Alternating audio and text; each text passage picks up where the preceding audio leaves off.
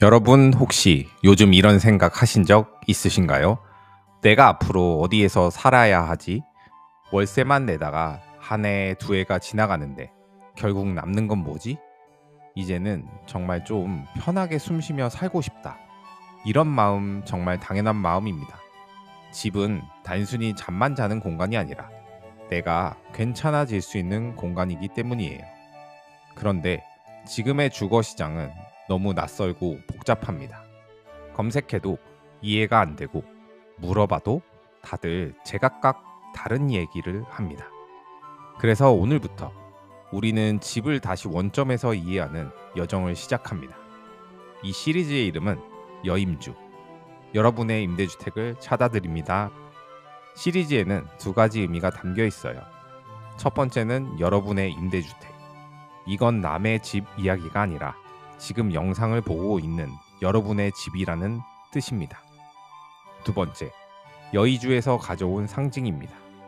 옛 이야기에서 여의주는 자신이 바라는 것을 이루어주는 구슬을 의미했죠.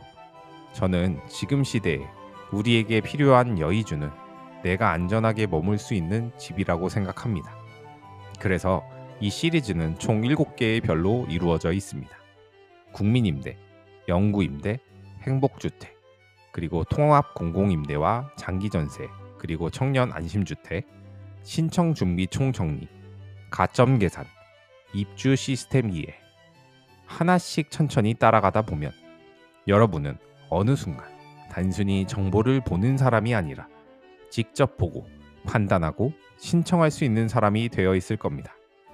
그리고 마지막에는 모집 공고를 보면서 이건 나한테 맞다. 이건 대기가 오래 걸리겠네. 다음 걸 기다려보자. 하고 스스로 선택할 수 있는 단계에 도달하게 됩니다. 이 여정의 첫 번째 별은 국민임대 주택입니다. 국민임대는 월세 부담을 낮추고 안정적으로 오래 살 수 있고 내가 다시 숨을 고를 수 있는 시간을 주는 제도입니다. 이걸 헷갈리게 만드는 것은 용어와 구조와 규정이 너무 어렵기 때문입니다. 그래서 오늘 영상에서는 복잡한 단어들을 전부 걷어내고 처음 보는 분도 단 한 번에 이해할 수 있도록, 하지만 잘못된 정보 하나 없이 정확하게 국민임대를 내 삶의 언어로 정리해드리겠습니다. 오늘 이 한 편만 제대로 이해하면 국민임대가 나와 맞는 제도인지, 지금 바로 신청할 수 있는 상태인지, 그리고 실제로 입주하기까지 어떤 과정이 필요한지 모두 감이 잡히실 거예요. 준비되셨다면 천천히 함께 보겠습니다. 국민임대를 이해할 때 가장 먼저 정리해야 할 것은 이 집은 누구를 위한 집인가입니다. 많은 분들이 이렇게 말씀하십니다. 국민임대는 아주 소수만 들어갈 수 있는 거 아닌가요? 경쟁이 너무 치열해서 저 같은 사람은 안 되겠죠? 아마 다들 백이 있거나 특별한 조건이 있을 거예요. 이 말들 정말 많이 들었습니다. 그 마음도 너무 이해됩니다. 하지만 사실은 국민임대는 힘든 사람을 위한 제도가 아닙니다.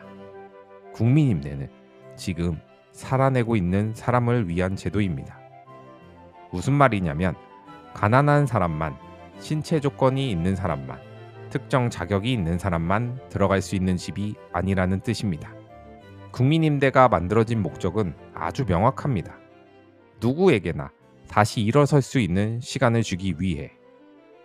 살다 보면요, 인생이 계획대로만 흘러가는 것이 아니라는 걸 우리는 이미 너무 잘 알고 있습니다. 몸이 아팠을 수도 있고, 일을 그만둘 수밖에 없는 순간이 있었을 수도 있고, 가족 사정으로 지출이 갑자기 커졌을 수도 있고, 그냥 너무 버티느라 지쳐버린 사람도 있습니다. 국민임대는 그런 사람들에게 잠시 내려놓고 다시 호흡할 수 있는 집입니다.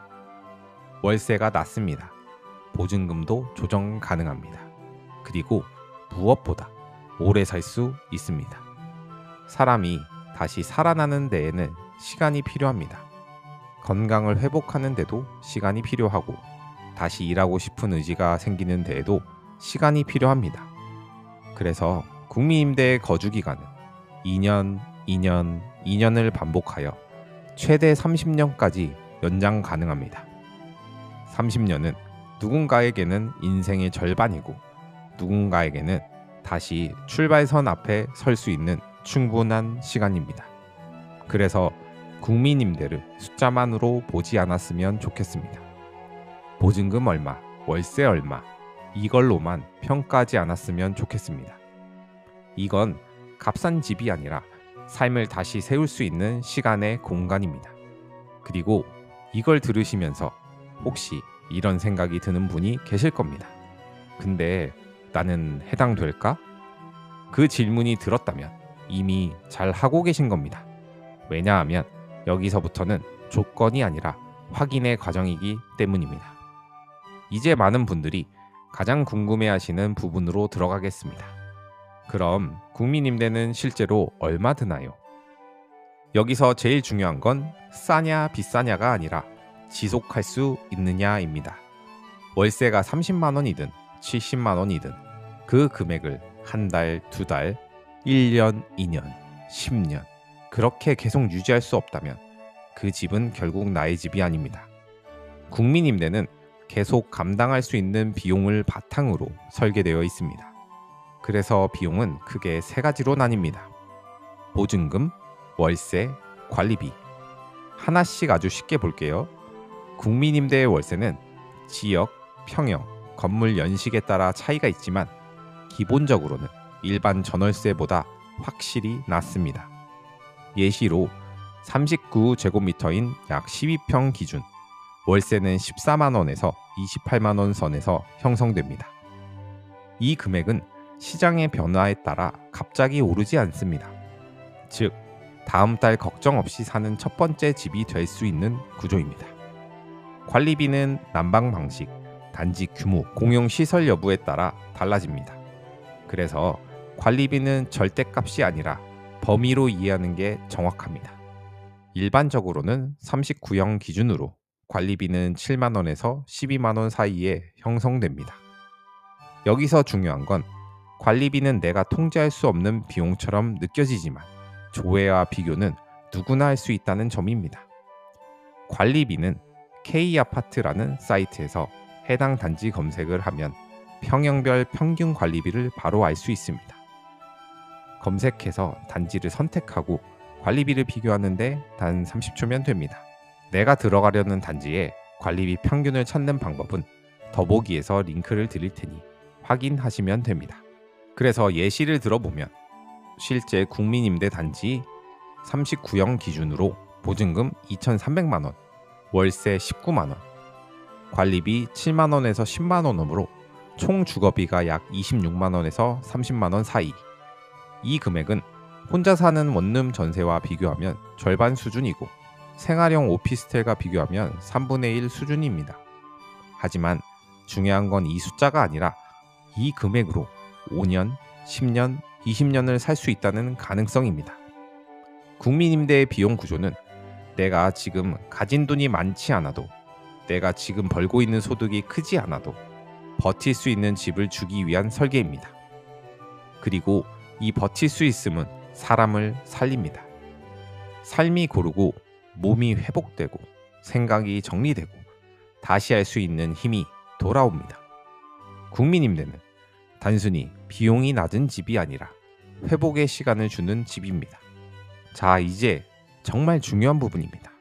많은 분들이 국민임대를 알고도 신청하지 못하는 이유는 단 하나입니다. 나는 자격이 안 될 거야.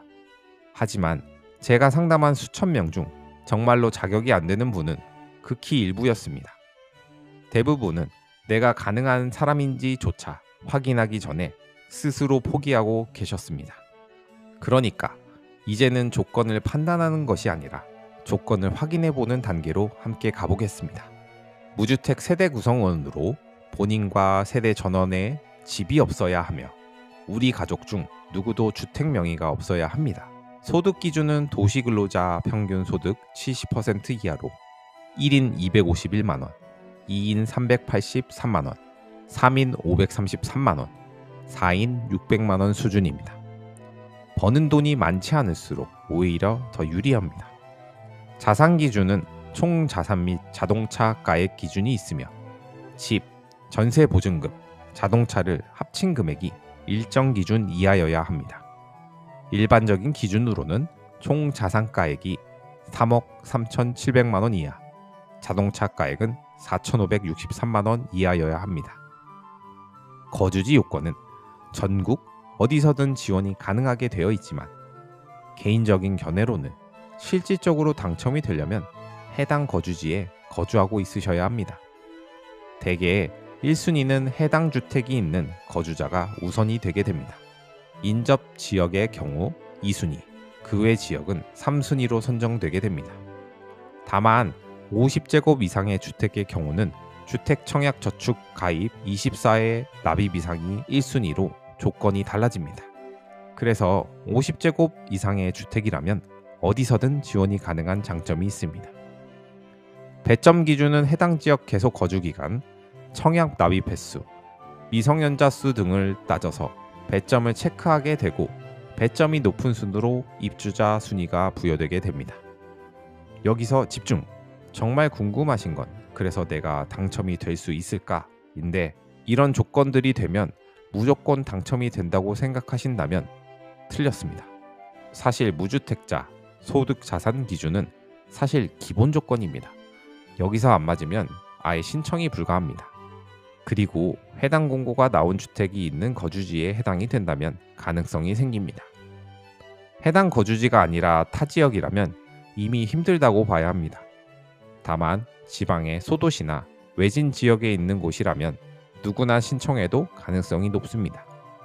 정말 집이 급하거나 나는 그런 거 안 따져도 안정적인 주거를 원하는 분들이라면 이런 곳을 찾아보는 게 현실적인 방법입니다.